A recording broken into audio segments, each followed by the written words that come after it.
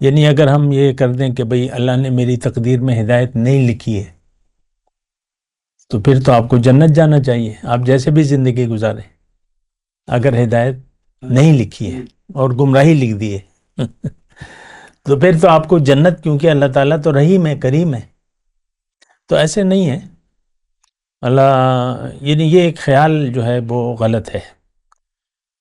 تقدیر آپ نے اپنی خود بنانی ہے، اپنا فیصلہ کرنا ہے. کتنی آپ ہدایت قبول کریں گے، کتنی آپ محنت کریں گے، کتنی جد و جہد کریں گے، تو اس کے مطابق ہی اللہ تعالیٰ کے فیصلے ہیں. اللہ اکبر اللہ اکبر اللہ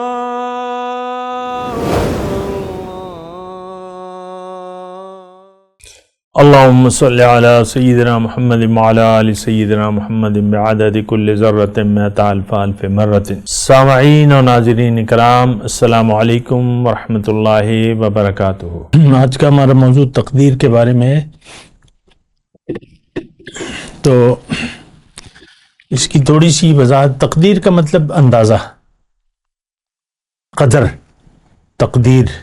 تو اس کے مطلب مختلف جہتیں ہیں، موضوعات ہیں، یا اس طرح ہے.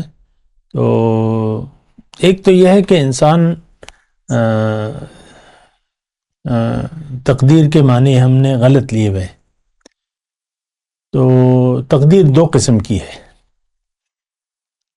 ایک تقدیر مبرم ہے اور ایک تقدیر معلق ہے.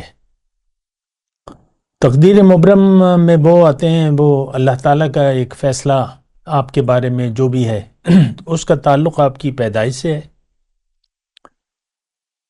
کہ یہ بندہ کہاں پیدا ہوگا، کب پیدا ہوگا، کتنے بجے پیدا ہوگا، کس ملک میں پیدا ہوگا، کس کے گھر پیدا ہوگا، ماں باپ کون ہوں گے، اور پھر اس کا رزق لکھ دیا جاتا ہے.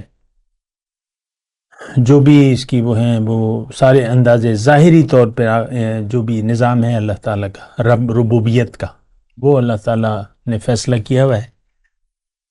تو وہ تقدیر مبرم اسے کہتے ہیں. اور تقدیر معلق وہ ہے کہ وہ یعنی اس کا فیصلہ نہیں ہوا ہوتا. اگرچہ اللہ تعالیٰ کو علم ہوتا ہے لیکن فیصلہ نہیں ہوتا. وہ ہدایت کے بارے میں ہے، وہ معلق ہے. اس کو میں ہدایت دوں گا، یہ اگر اپنی مرضی سے ہدایت کو قبول کرے تو یہ جنت چلا جائے گا، اور انکار کر دے ہدایت سے تو پھر اس کو دوزخ جانا ہوگا. یہ اللہ تعالیٰ کا فیصلہ نہیں ہے، اس کا فیصلہ ہم نے کرنا ہے. اور اسی لیے جو ہے سزا اور جزا کا نظام ہے. یعنی اگر ہم یہ کر دیں کہ بھئی اللہ نے میری تقدیر میں ہدایت نہیں لکھی ہے تو پھر تو آپ کو جنت جانا چاہیے، آپ جیسے بھی زندگی گزاریں، اگر ہدایت نہیں لکھی ہے اور گمراہی لکھ دی ہے تو پھر تو آپ کو جنت، کیونکہ اللہ تعالیٰ تو رحیم ہے، کریم ہے. تو ایسے نہیں ہے اللہ، یعنی یہ ایک خیال جو ہے وہ غلط ہے. تقدیر آپ نے اپنی خود بنانی ہے، اپنا فیصلہ کرنا ہے. کتنی آپ ہدایت قبول کریں گے، کتنی آپ محنت کریں گے، کتنی جد و جہد کریں گے، تو اس کے مطابق ہی اللہ تعالیٰ کے فیصلے ہیں. زیادہ کوشش کریں گے زیادہ قریب ہوں گے اللہ کے، زیادہ بخشش کے، زیادہ انعامات کے یعنی حقدار بن جائیں گے آپ. کم کوشش کریں گے یا پھر وہ کوشش پہ ہے. اور یہ بات اللہ تعالیٰ نے قرآن میں لکھ دی ہے کہ وَأَلَّيْسَ لِلْإِنسَانِ إِلَّا مَا سَعَىٰ، انسان کے لیے بس وہی کچھ ہے جس کے لیے کوشش کرے. یہ جو آیت ہے یہ بھی ہم غلط اس کا مطلب لے لیتے ہیں کہ بھئی جتنی تم کوشش کرو گے دنیا تمہیں اتنی ملے گی. ایسا نہیں ہے. بہت وہ ہمارے ایک شاعر ہیں نا پشتو کے، وہ کہتے ہیں کہ عقل مغواڑا بخت اغواڑا رحمانہ، کہ عقل مند بختور غلامان دی. اس کا مطلب یہ ہے کہ تم اللہ سے عقل مت مانگو، بخت مانگو، کیونکہ بہت سے عقل مند بختور لوگوں کے غلام ہوتے ہیں، مطلب ان کے نوکر ہوتے ہیں جو بھی ہے۔ خیر یہ تو شعر و شاعری سے میرا وہ نہیں ہے، لیکن میں یہ کہہ رہا ہوں کہ دنیا کی تقسیم اللہ تعالیٰ نے کر دی ہے۔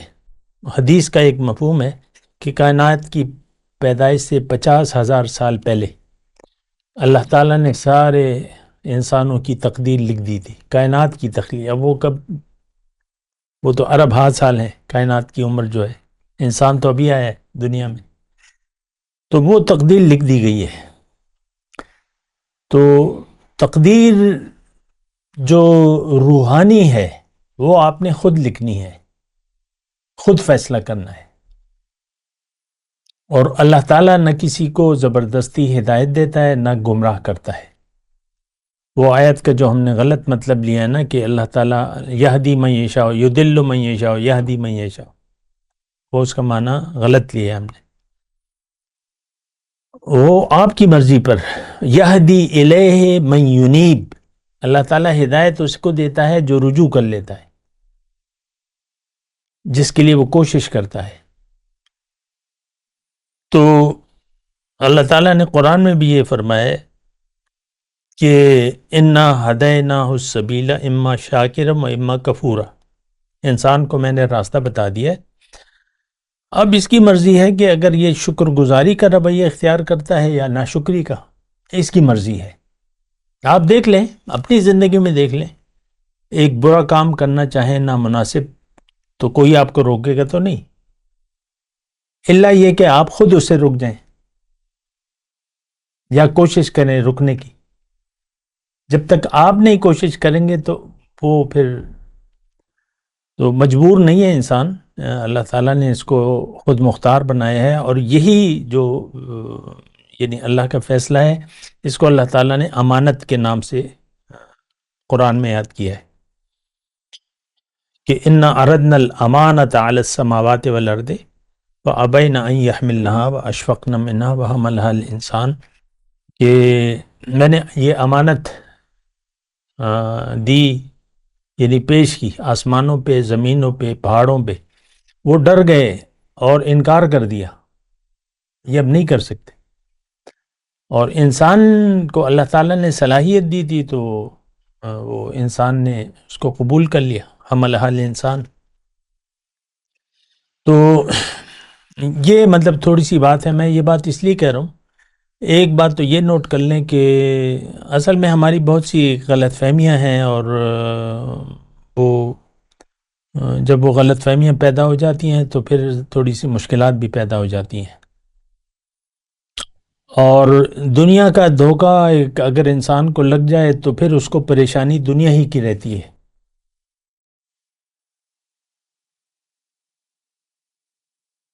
دنیا کا دھوکہ اگر لگ گیا تو پھر آپ کی پریشانی دنیا کی ہوگی، اور اگر نہیں لگا تو پھر دنیا آپ کی پریشانی نہیں ہوگی۔ ایک جملہ نوٹ کر لیں، اگر نہیں لگا تو پھر آپ کی پریشانی دنیا نہیں ہوگی، پھر جو ہے اللہ کی رضا یا اس کی ناراضگی اور اس کو راضی کرنے کا خیال، اور آخرت، اور اپنا خیال کہ میں کہاں جا رہا ہوں، جنت کے راستے پر چل رہا ہوں کہ جہنم کے راستے پر، پھر آپ کو اس کی پریشانی ہوگی، کیونکہ زندگی تو بھیا گزرنے والی ہے، جو کالی داڑھی ہے وہ تو اس کو تو سفید ہونا ہے، اور موت تک ہم سب پہنچیں گے انشاءاللہ۔ تو دھوکے میں مبتلا نہیں ہونا چاہیے، پریشانی دنیا کی نہیں ہے، اور جیسے بھی ہے بس وہ گزر جانے والی بات ہے، وہ گزر جائے گی جیسے بھی ہے۔ تو جو نہیں گزرے گی وہ آخرت کی زندگی ہے، اس کو اچھا ہونا چاہیے، اور بلکہ اس سے بھی بڑھ کے ایک بات یہ ہے کہ اللہ تعالیٰ کہیں آپ سے ناراض نہ ہو جائے، یہ ایک بہت بڑی کوشش کرنی ہے، کیونکہ یہ دنیا اللہ تعالیٰ نے خالص میرے لیے بنائی ہے، میں اکیلے ہی، مطلب میں تو اکیلا ہوں اپنی ذات میں، اور میں استعمال کر رہا ہوں، زندگی اللہ نے دی ہے، اور یہ ساری نعمتیں یہ کھانا پینا، یہ رہنا، یہ سونا جاگنا، اس سے تو میں وہ کر رہا ہوں، جو میں استعمال کر رہا ہوں اس سے مطلب یہ ہے کہ دنیا کو تو آپ اپنے لیے سمجھیں کہ اتنی ساری نعمتیں اللہ تعالیٰ نے ہمیں دی ہیں. آنکھیں ٹھیک ہیں، کان ٹھیک ہیں، ہاتھ ٹھیک ہیں، چل رہے ہیں، ہاتھ پاؤں، سانسیں ہم لے رہے ہیں، تو یہ بھی نعمتیں ہیں. اور یہ نعمتیں بہت سے لوگوں کے پاس، آپ کے پاس جو نعمتیں ہیں بہت سے لوگوں کے پاس وہ نعمت نہیں ہے. کوئی ٹیڑھے ہو کے چل رہے ہیں، کوئی اندھے ہو کے چل رہے ہیں، اور کوئی بہرے ہو کے چل رہے ہیں، یا مختلف عوارض ہیں. تو آپ کو تو اللہ تعالیٰ نے بہت ساری نعمتیں دی ہیں، اور اس کا آپ نے خیال رکھنا ہے. بات کرتے ہیں ایک وقفے کے بعد. وآخر دعوانا ان الحمد للہ رب العالمین. مولاي صل وسلم دائما ابدا على حبيبك خير الخلق كلهم.